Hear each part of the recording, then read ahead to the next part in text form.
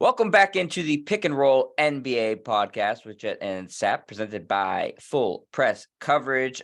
Sap, you and I had a whole show planned today. We were gonna, combat this terrible cold that we have here, where it's, feels like we're gonna freeze to death by just stepping outside, by talking about, NBA All-Star Weekend coming up and the trade deadline coming up, and what's going on, and then. Look who comes in to hijack the whole week and all the headlines. Old friend Kyrie Irving. He requests a trade out of Brooklyn, and that is all the NBA world can talk about right now. Is again just exactly how he likes it. Kyrie Irving, right in the middle of all this NBA drama. Sap. Well, Kyrie Irving is an all-star starter, so we kind of cover that, right? So he may be starting for the Western Conference, or he might be playing on the Western Conference. Well, he may be playing for Team LeBron. He may not be a starter in the All-Star game because, you'd have – I don't know. I'm confused already just trying to think about it. But, yeah, I mean, here's Kyrie 6 days before the trade deadline as requested, not demanded, requested a trade from the Brooklyn Nets. And now we hear that some of the suitors would be obviously the Lakers, which was the first team that comes to mind.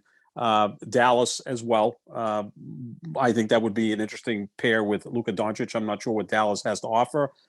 Maybe future draft picks. Miami, I think, would also be in play at some point. But yeah, there's Kyrie 6 days before the trade deadline, which to me is way too soon anyway. Trade deadline's like, a week and a half before the All-Star game, which is kind of crazy. But Kyrie Irving dominating news once again. He's good at this stuff. Yeah, this was, I believe it was like 2 or 3 days ago where Kyrie was saying, I want to play the rest of my career here in Brooklyn, with Kevin Durant out, a lot of this has been put on me, but good thing is that we have no guys who are halfway in this locker room. And, Ben Simmons doesn't apply. This is just what he says, Sap. Right. And there's nothing that he says that is, accurate or makes any sort of sense. I mean, obviously, that's the perfect example, Sap. Is Ben Simmons is as halfway in could be.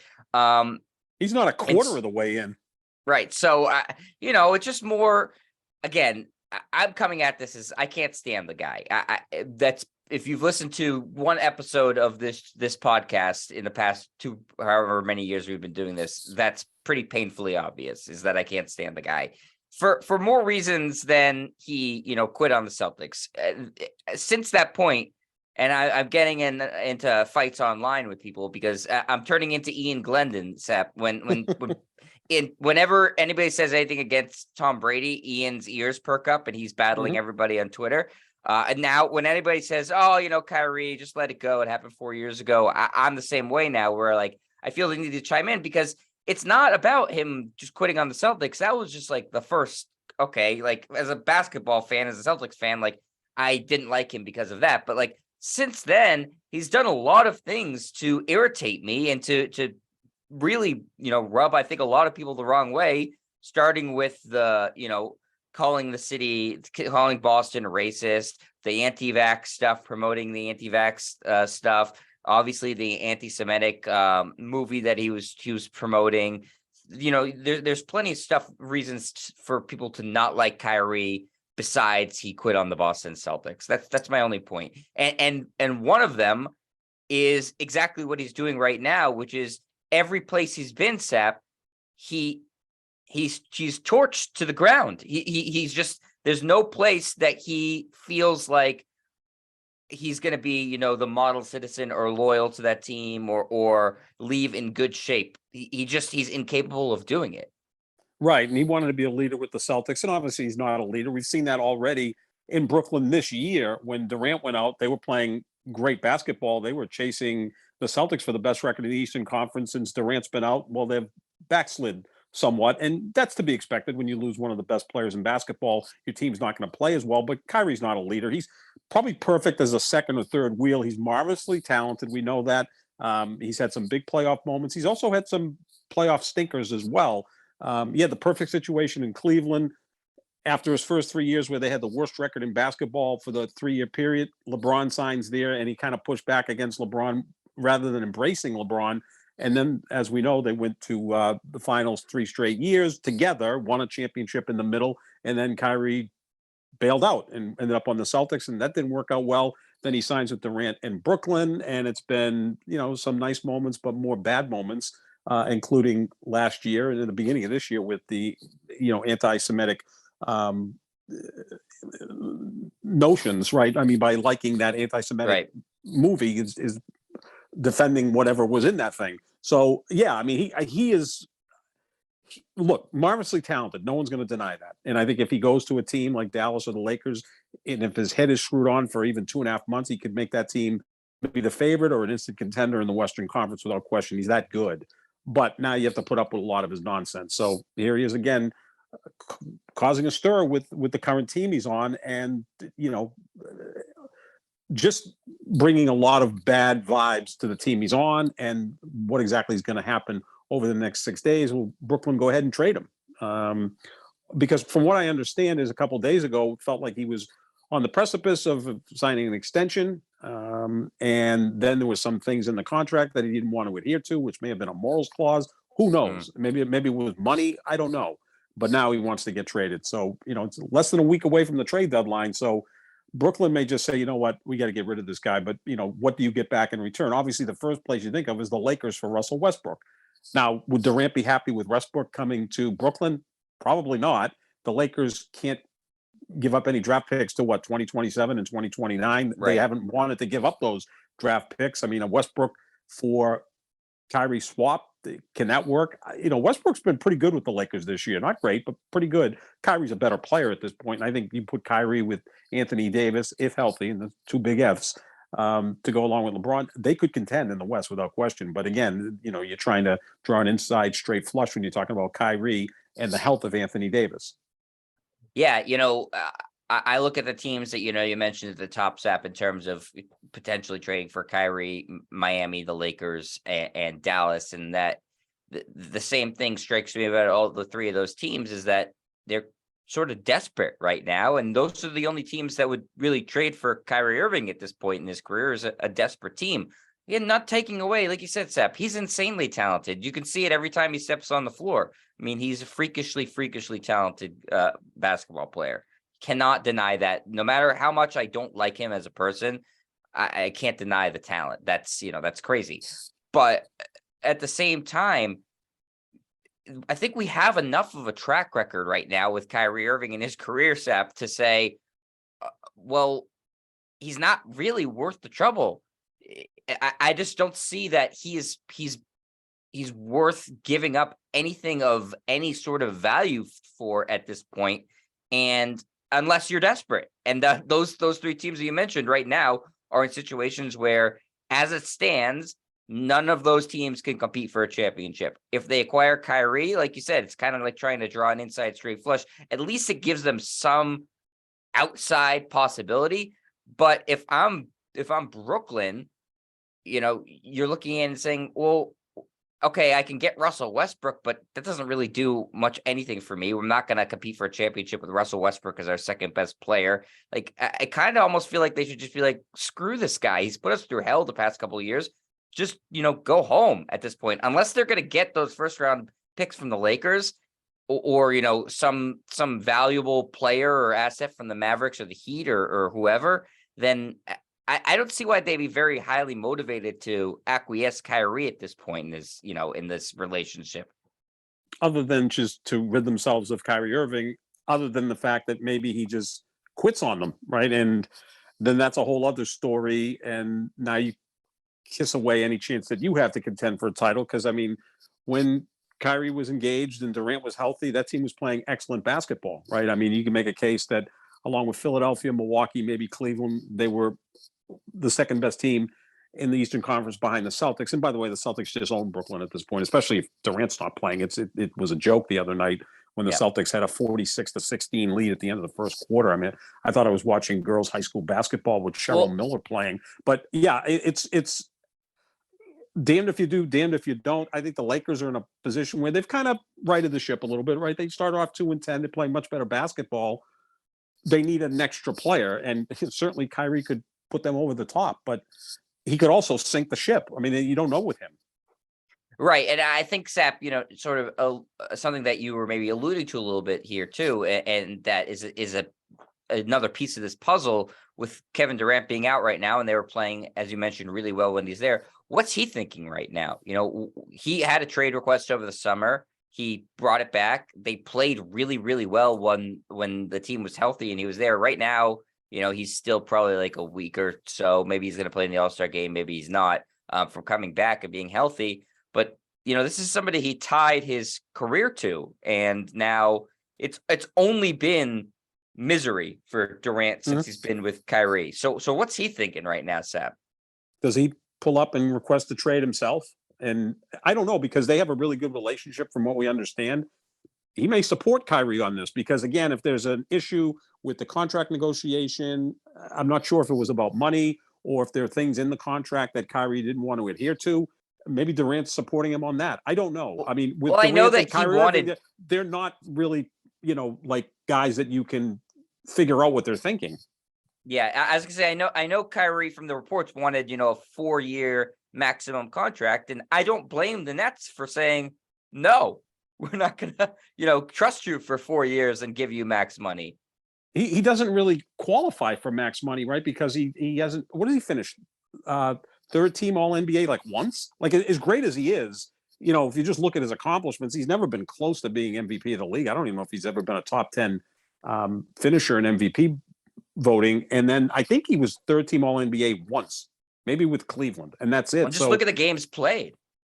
Oh, sure. Yeah. He plays 65% of the game. Yeah, exactly. He's, and that is what defines these max contracts, right? That's why it's so important with the Celtics with Jaylen Brown. If Jaylen Brown can be third team All NBA, then he becomes eligible for that max contract. We know Tatum's already there. So, yeah, those are big things that the players try to accomplish to make sure they get their most money. Kyrie doesn't really necessarily fit into that because he's like a great idea, right? Who doesn't always put it all together. He has his moments, but you're kind of buying on hope that the guy is going to be buttoned up for 2.5 months and through the postseason. I mean, this is the kind of guy who could go to LA, play really well for 2 months, get to the postseason, and then lose interest. Nothing would surprise you with Kyrie Irving.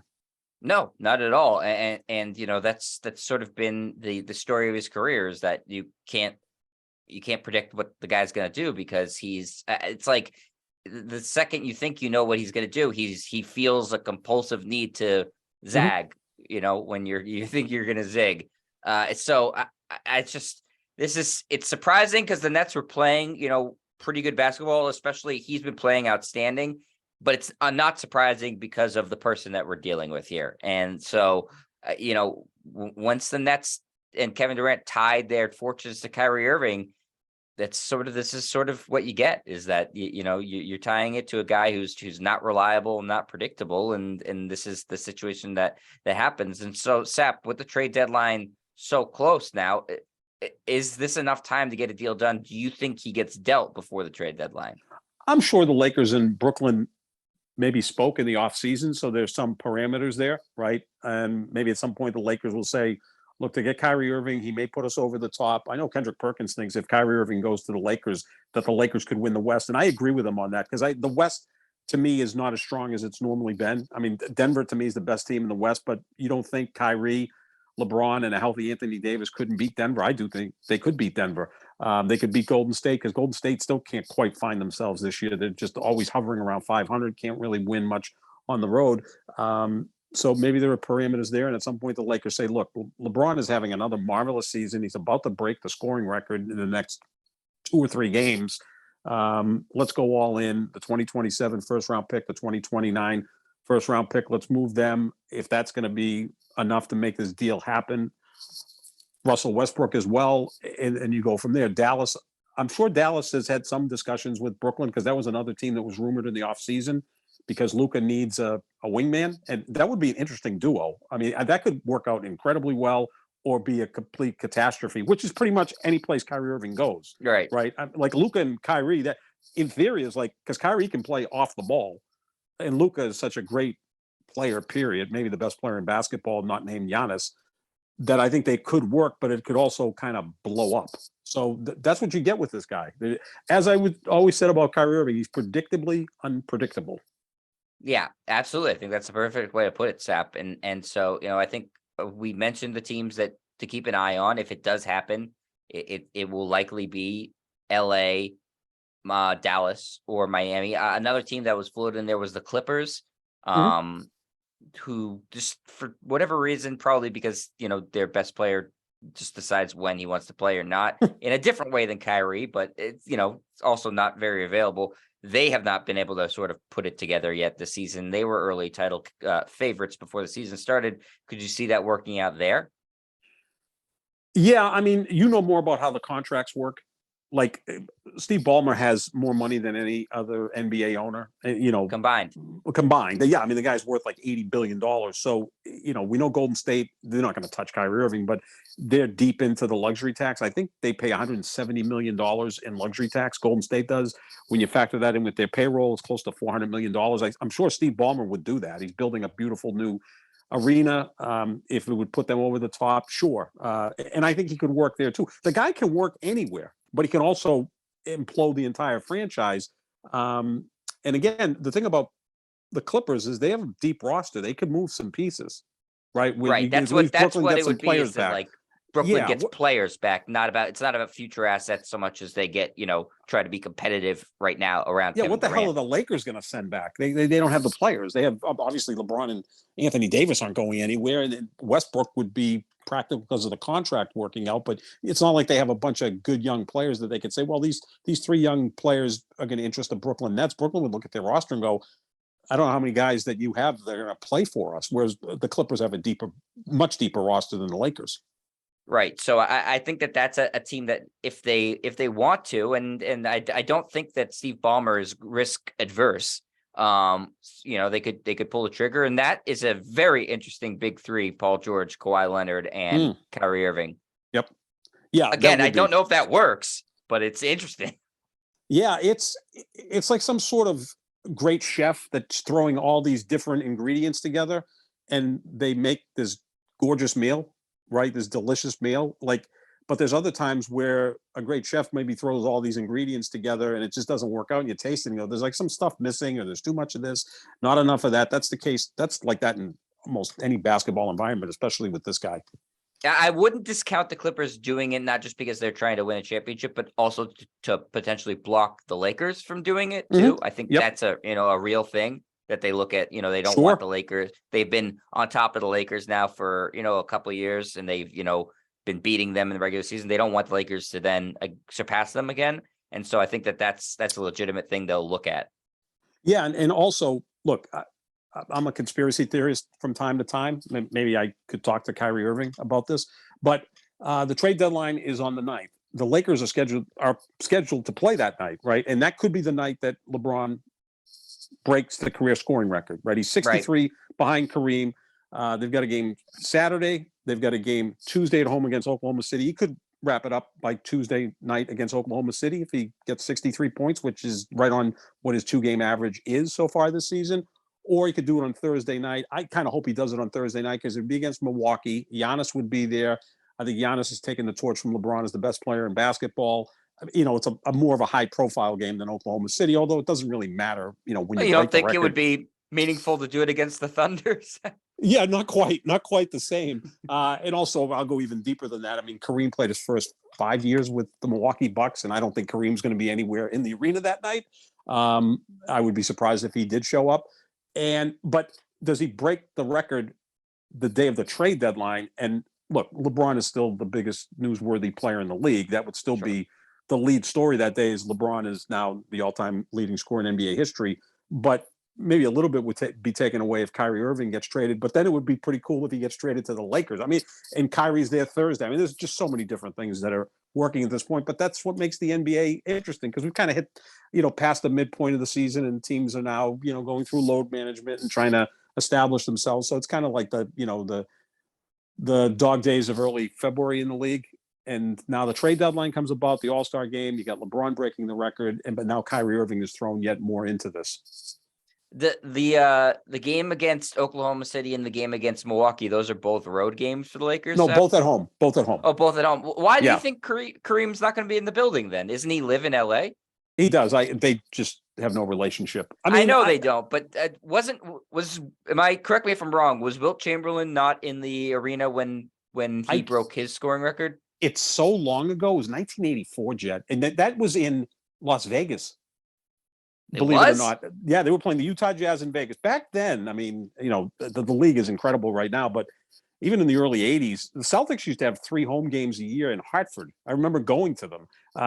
Teams would play in other cities to maybe reach their fan base or create a buzz. So that game was in Las Vegas. I don't remember if Chamberlain was there because Chamberlain and Jabbar did not have a great relationship either. So I don't think, Kareem, one of the 4 greatest players in the history of the sport. I think off the court, just an incredible human being and what he's done, for race relations and just how bright the guy is. He may be the brightest athlete that we've ever had, but he's not a warm, cuddly guy, right? I mean, he's never been that. He's not Shaq. Let's put it that way. Never been that. Never been that. And he's an intellectual. So I don't think he's ever had a relationship with LeBron. I still think a lot of the Lakers never embraced LeBron. A lot of Laker fans have never embraced LeBron because for 15 years they pushed back against LeBron to protect Kobe's legacy as a Laker. So, it's tough to break these bad habits or good habits of hating a player. Be like if Peyton Manning had showed up and all of a sudden started playing for the Patriots, which he might be better than Mac Jones even at his advanced age.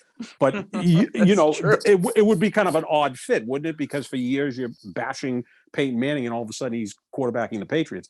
So, yeah, that's just a weird thing with LeBron and the Lakers and with the Laker nation. I hate using that term, but, their fans and even former players, because Magic and Kobe are the 2 guys that are like exalted more so than any other Laker, including Kareem or Jerry West or Elgin Baylor or whoever else has played for them. Those are the 2 guys. Those are the 2 most popular Lakers by far. I don't even know who's third. Maybe it is Jerry West, but he's had a falling out with the ownership. So I'm rambling on here, but I don't know if Kareem would be there. I really don't. I would say it's 50-50, which isn't really good to say that on a podcast. You want to maybe take a stronger stand than that, but I don't know. I don't know if Kareem would be there. Yeah, obviously Kareem's taken a couple, shots at LeBron, some not warranted, some warranted. I thought that the stuff about the, talking about the vaccine and that LeBron wasn't standing up and talking about that, I thought that was a fair shot to take at LeBron. Is you and I did the same thing. And you're, neither did Jordan though, and no one bashes Jordan because I quite frankly think people are just frightened of Jordan. I don't think anybody expected him to at any point. True. Because LeBron that's not Jordan. About a lot of things. Jordan, talks about golf and gambling occasionally. Gambling, scotch, cigars, whatever else. Right. Yeah, cigars and making money. $175 million a year from night is still right. So I thought that was incredible. a fair shot to take at LeBron, and I think some shots that Kareem's taken at LeBron have not been fair. Have been more along the petty lines. As athletes, they can be petty. That's not they're human beings. It's not something that you should not expect from them. Even an all-time great in terms of on and off the court, like Kareem, he's still a human and he's going to have things that bug him.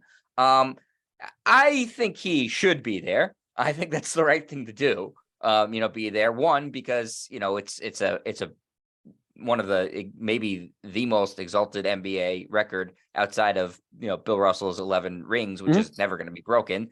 There's only been really 3 players that have held that record too, Jed. It was, we can go back to the early days, and George Mikan probably held it at one point. He did, but yes. George Mikan. But for the most part, it was Chamberlain to Kareem, who's had it now for almost 39 years. LeBron's going to break it in 2 or 3 games. He'll have that for a long period of time. There's some really brilliant young players, but I don't know who's playing for 20 years at that high of a level and averaging 2,000 points per year. That just blows my mind. Sam. It's like, because it's the longevity, he's always been a great scorer, and maybe he's never, at some points there's been guys who are better pure scorers than him, Kevin Durant, but he's just so consistent, and like the scoring hasn't fallen off at all. I just don't know how you can expect somebody to go that long and continue to score at that rate, because a lot of it's the genetics and the physical conditioning of LeBron. It's not just the skill set. Obviously that's there, but like you have to take it so seriously every single year, being in that kind of crazy shape. And not a lot of people have that mentality. No. I mean, the guy that is playing now that maybe down the road challenges is Luka. He's in his 5th year. He's going to be 24. What kind of shape is he going to be in 20 years? I don't know what Luka's going to look like at 32. I mean, he's going to be 24 the end of the month. He looks like he's 29 or 32 already. He's kind of got that old man body. So, yeah, I mean, do you expect him to play 20 years and average 2,000 points per year? No. Jason Tatum, who is in his 6th year, is going to be 25 in a month. I think he's a guy who stays in great condition and can have a long career, but he's a 22 point per game scorer so far in his career. Now he's up to 30 this year, and I think that's what he's going to be for the next 5 or 6 years, but that's still not enough. We've always thought Kevin Durant would get in there, but Durant's not durable enough. I don't know of anybody else. I mean, maybe somebody that's 10 years old right now that isn't going to be in the NBA for another 10 years. And, I'll be long gone before this record gets broken, but it's pretty amazing. It's kind of like the home run record. It was Ruth. He set it in the 30s or the late 20s. And then Aaron broke it and set it in 1974. And then Bonds broke it in 2007. There's really only been 3 guys that have held the home run record, and essentially 3 players that have held the NBA career scoring record, which is pretty amazing. And there was an article on it recently. I think it was like somebody I don't remember, and then I think Bob Pettit maybe had it for a little while, that makes sense. And then obviously, like you said, Wilt shattered it, and then Kareem shattered Wilt's record, and LeBron is going to end up shattering Kareem's record. By the time LeBron's done, he's going to pull away from Kareem by thousands of points, I would imagine. Yeah, I mean, he could get to 45,000 points. If he plays 3 more years and averages 2,000 points per year, there's 6,000 points. He's creeping up to 39,000. You do the math. He's also 4th in assists. Yeah, that's incredible. Well, I saw he just passed whoever was 5th in assists, he just passed them. It's crazy. I mean, and not to mention, 10,000 plus rebounds. I mean, this is why I think he's the greatest player ever. I know the championships don't measure up to Jordan, but the longevity is ridiculous. I mean, who at 38 years old is still that great? I remember growing up, and I'm old. John Havlicek, his final season with the Celtics was 38 years old, and he averaged about 14, 15 points per game, and he could still play, and it was amazing. You're like, wow, this guy's incredible. He's, still a really good player. I mean, this guy's averaging 30 points per game at the same age. I mean, it's crazy. It's crazy. It is. And, he's not slowing down. Like, that's what I'm saying. Like, he's going to shatter the record. We knew it was inevitable that he would, as of like, a couple of years ago, it was inevitable he was going to break the record. But, now it's inevitable that he's going to just shatter it. He's going to put it. That's the thing, Sap, is that we're talking about like, okay, who could, potentially break it that's playing right now? Like, we don't know what it's going to be because it's going to be so astronomically high. Right. We're trying to project, okay, can a guy maybe pass Kareem?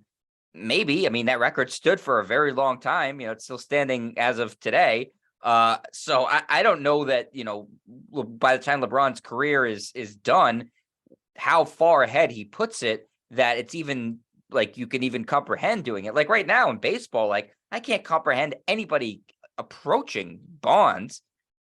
No, Judge has got 300 home runs and he's 30. So if he averages 40 a year for a decade, that gets him to 700. But, again, Aaron Judge hasn't been the most durable guy. And Bonds was able to set that record. I know the jokes are there, but the guy was incredibly durable and incredibly consistent.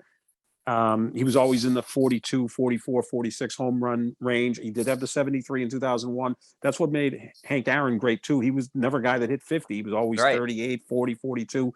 Consistency. I mean, Albert Pujols just retired with a little more than 700 home runs. Could have he come back for 3 more years and try to chase it? Maybe, but, what's the value in that if you're just kind of hanging on and hitting, 11 home runs in a season or whatever, although he had like 22 home runs last year. Yeah, these records are tough. I mean, I also, though, think in hockey, Gretzky's 894 look completely out of reach, and I think Ovechkin is going to break that probably in 2 years, 2.5 years, because, again, athletes are better conditioned now than they were years ago. A guy like Ovechkin is just physically, he's kind of like LeBron of hockey. He's just this big, powerful, fast guy.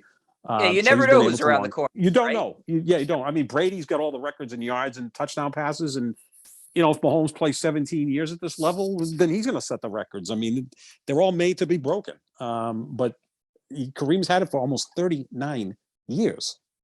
Yeah, no, it's time. It's time. It's you don't want these records to be completely out of reach. I mean, some like I highly doubt anybody's going to score 100 in a game. I think that one's pretty safe. That looks pretty good. Yeah, mostly because if a guy is going off like that, usually the team's blowing it's a lot of times it's a blowout one way or the other. Well, and Joe Mazzulla would keep his guys coaches in to go for 100. guys. Yeah, Mazzulla would go for it, I guess. Mazzulla would go for the 100 because no lead is ever safe. I think also like Pete Rose's hits records, 4,256 is kind of out of reach. Get singles anymore, so that's everybody walks too. Like who gets 200 at 200 hits in a season? I mean that's averaging 200 hits in a season for more than 21 seasons. That's another crazy record. DiMaggio's 56 game hitting streak, I think, is one that will never be approached. Like the closest, I believe, Pete Rose was around 44 games. He did that Tony back Gwynn in the late 70s. Had like a couple. Oh no, that's a 400 season. I'm thinking 400 season. Yep, that's another tough one. There's certain ones that just the way the game's played now, it's just not reachable. That's why I think the football ones are probably the most likely to be broken, because Brady's first 5 to 7 years in the league, it was a running league, and now it's just like running backs are an afterthought a lot of times for a lot of teams. And so Mahomes has been in this pass happy league his whole career. He obviously you don't know how he's gonna progress and if he's gonna have injuries or whatever, but like if he stays at this rate, he will shatter those records because he's been in it's the way the game's played, and that's ultimately how these records get broken is the way the game is played changes and upgrades. And sure. LeBron has had access to a 3-pointer that Kareem didn't for most of his career, and I don't think he would have been taking them anyways. And he hit one. He hit one in his career. He did somehow. He hit one. So and I'm sure LeBron would have come close to approach the record without 3-pointers anyways, because it's not like he's a dead-eye 3-point shooter. I wish he took fewer 3-pointers, to be honest with you. He's shooting like 29% from 3 this year. I wish he'd go to the basket more. He probably scored just as much. Yeah, just be in different fractions, obviously. But yeah, I mean, they're all interesting records. And again, I think you're right about football. And now you've added a 17th game, and I will guarantee you by the time Patrick Mahomes is done playing, there's going to be an 18th game. So now you're adding, 16 to 18 is like a 12% increase. That's pretty significant. So now you're going to see Mahomes in an average year throw 40 touchdown passes. That can add up. But yeah, Brady's records, I think, are safe for a while. Mahomes the most likely to break them if he plays long enough and plays at that high level. But yeah, I mean, most of these records, they keep them for a long time. But I will say, as of right now, just because of the exercise we were doing, I don't think there's a single player in the NBA right now that's going to approach LeBron's record. I think Luka Doncic is fantastic. I think Jason Tatum is fantastic. Giannis, Kevin Durant, whoever you want to say. None of them are nobody in the NBA right now is touching this. No, I mean, because LeBron has never scored fewer than 25 points per game since his rookie season. So you just look at his consistency. He's got a 27 points per game average for his career. He's been durable.